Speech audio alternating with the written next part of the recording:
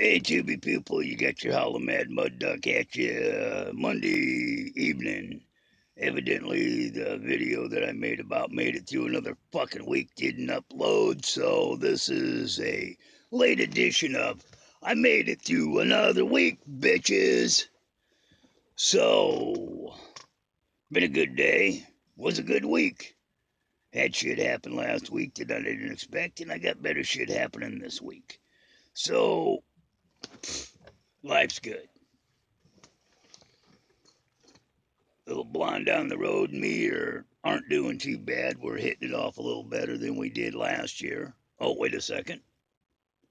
She wasn't around. Oh, she was around last year. So shit's going good. Um, got business I had to take care of this afternoon, and it was one of them things where I had to look somewhat respectable. So I threw on a good black shirt and threw on a bright colored tie. I tell you what, you ain't gonna find one of these ties anywhere. You can find one of these ties anywhere, you're a lucky son of a bitch. Threw on the old black riding leather with my wings and had business to take care of because they don't expect me to show up looking somewhat respectable. They expect me dirty Levi's, broken down boots, and a fucking hoodie. And they don't expect me to speak legalese at them or understand legalese.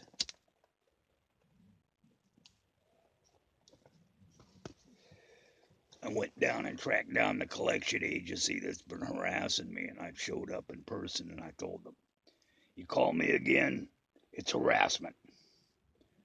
Here is a cease and desist letter. You will not harass me anymore for a debt that I never occurred. And if we go to court over this and you try to sue me for $3,000, I will countersue you for $6,000. And they didn't like that, and I explained it to them. I got proof I didn't live at that address. I've got proof I never worked for that employer. So my identity had been compromised and somebody got a hold of my social security number. So if you want to persist in this, let's go. And they weren't too happy with me and they haven't called me since or any of that. But if they think that they're going to try to take me to court, evidently they don't know who they're fucking with. Believe me, they didn't know what to think when I come through their doors. Because I come in and said, hey, who's in charge of this fucking dog and pony show? Because I got a few words for them.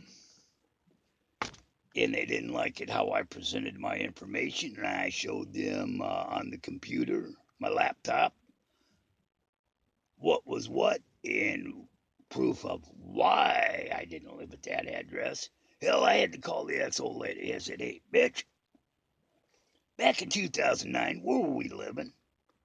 We weren't living in Des Moines, were we?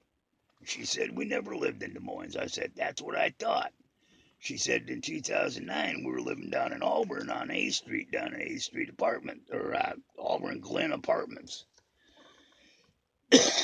I said, and I never had a credit card. She said, no, because she wouldn't let me have a credit card back then. She controlled all the goddamn money, so she'd know.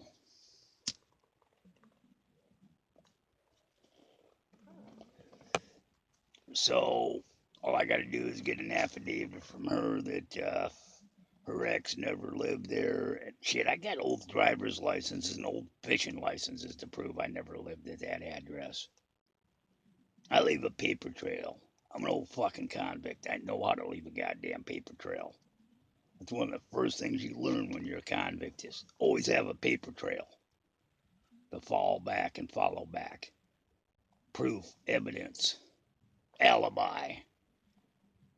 So that's taken care of. Phone's fucking up and only giving me about 5 minutes per video. And I've deleted a bunch of shit, so I don't know why that's still acting up. But phone's been funny the past couple days. I think it's been compromised too.